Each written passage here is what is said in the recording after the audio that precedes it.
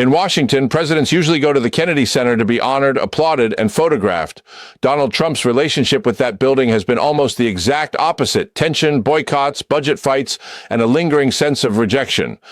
And when that discomfort surfaces, he does what he always does. He lashes out, rewrites the story, and insists he was actually the hero all along.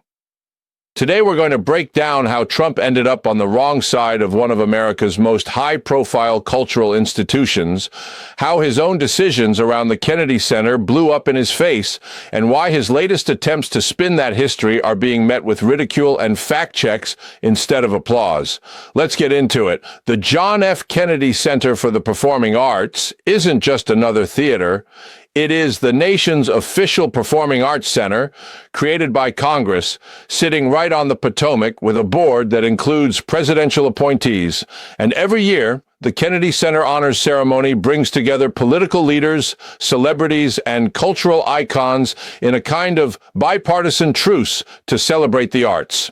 For decades, presidents have used that stage for soft power, a chance to show grace, taste, and a little bit of humility sitting in the presidential box while the country honors artists. Trump never got that moment. Instead, within months of taking office, the relationship between his White House and the arts world collapsed. Major performers refused invitations to appear at his inauguration. When the first round of Kennedy Center honors rolled around, several honorees publicly signaled they didn't want the traditional White House reception if it meant standing with him on camera. The White House responded by announcing that Trump and the First Lady would simply not participate, breaking with long-standing tradition. Officially, it was framed as stepping aside to avoid political distraction. Unofficially, everyone knew what had happened. It was easier to stay away than risk being openly snubbed. That was the first big Kennedy Center embarrassment. The president who couldn't safely show up to his own country's arts gala. And Trump did not forget it. From that point forward, the Kennedy Center and arts funding more broadly became props in his larger culture war narrative. His early budgets proposed eliminating federal support for arts and humanities programs that help institutions like the Kennedy Center sustain educational work, regional performances, and outreach. Congress ended up rejecting those cuts, often with bipartisan votes. But the message from Trump's side was clear. The arts establishment was not his crowd, and he was not interested in being theirs. Then came the pandemic, and with it, the most visible and awkward episode in this saga.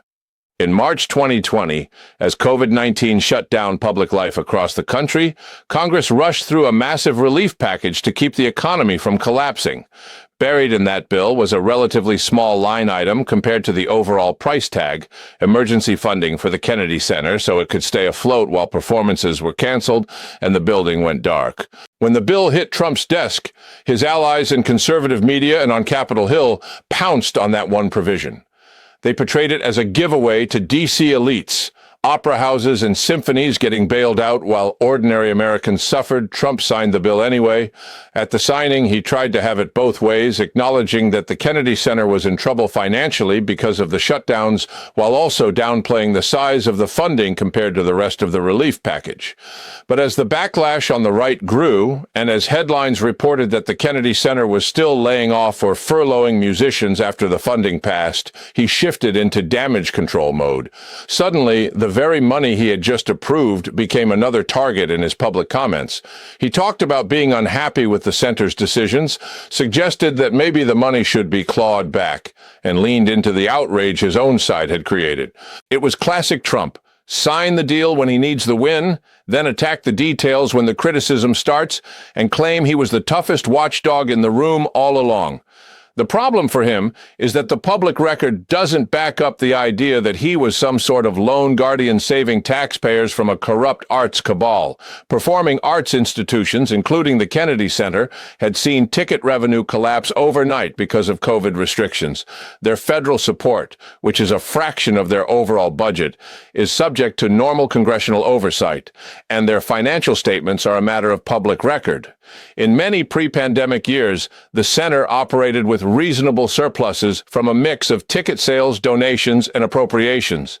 In the worst pandemic months, it was doing what every theater and orchestra in the country had to do, scrambling to survive. So when Trump and his allies pointed to that emergency funding as proof of some permanent, bloated Kennedy Center disaster, arts administrators and budget analysts pushed back hard. They reminded people that the institution was legally required to shut its doors, that the relief money was earmarked largely for operations and maintenance, and that hundreds of staff and artists were facing long-term uncertainty. Online, the reaction to Trump's spin was blunt. One commenter wrote, "He signs the bill, claims credit for saving jobs, then the base gets mad about the Kennedy Center, and suddenly he's pretending he was the only one who ever had a problem with it. You can't have it both ways." Another pointed out, "This is the same pattern every time. He votes for the thing, brags about the thing. Then when it's unpopular, he insists he was the lone voice of reason. Meanwhile, the numbers and the timeline say the opposite." Arts advocates added their own frustration, not because they expected support from Trump, but because his attacks turned a straightforward question. How do we keep major cultural institutions alive during a once-in-a-century pandemic? Into yet another front in the culture war. And that brings us to the deeper issue, beyond one bill, one ceremony, or one angry social media post. Trump has a very consistent script when it comes to institutions, whether it's NATO, the FBI, public schools, or in this case, the Kennedy Center. He describes them as broken, failing, or corrupt until he arrives. Then he casts himself as the only person brave enough to confront the mess. If the institution holds up under scrutiny, he takes credit.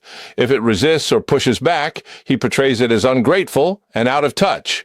With the Kennedy Center, that script ran into a wall. He never became the beloved patron of the arts that presidents like Reagan, Clinton, or Obama managed to be on that stage. He never got the glamorous, bipartisan photo ops in the presidential box at the honors gala. Instead, his presidency is remembered there for boycotted receptions, skipped ceremonies, and a very public fight over whether emergency funding for a shuttered performing arts center was some kind of elite conspiracy. And now, when he or his allies try to retell that history, framing him as the champion who bravely went after a failing, indebted Kennedy Center, there's an entire paper trail that says otherwise: budget documents, board minutes, news reports, and years of financial disclosures that show an institution struggling through a pandemic, but not the caricature he describes. One observer summed it up this way: "The failure here isn't the Kennedy Center, it's Trump's need to turn every interaction with an independent institution into a personal loyalty test, and then blame that institution when he doesn't get the applause he thinks he deserves." In other words, the whole episode is less about one building on the Potomac and more about a mindset. A president who couldn't show up at the nation's premier art ceremony without risking a very visible snub. A relief bill he signed, then attacked. A cultural establishment that largely moved on without him. And a former president still trying to transform that string of awkward moments into a story where he was the fearless reformer and everyone else just didn't understand his genius. We've seen this movie before, now with the economy, with international alliances, with public health. The names and locations change. The narrative doesn't. As always, the facts are there for anyone who wants to look. What was funded, who skipped what, when the decisions were made, and how the numbers actually add up. The question is whether people are going to believe the record or the rewrite.